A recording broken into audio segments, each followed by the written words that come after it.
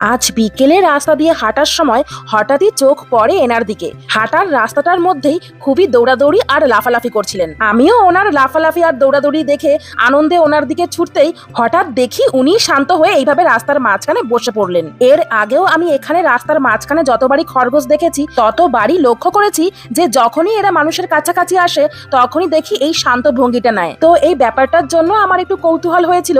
তারপরে তাই জন্য আমি ইন্টারনেটে যখন সার্চ করলাম তখন জানলাম যে এই রকম শান্ত বা ফ্রিজ হয়ে যাওয়া প্রতিক্রিয়াগুলো মূলত এদের প্রতিরক্ষারই অংশ।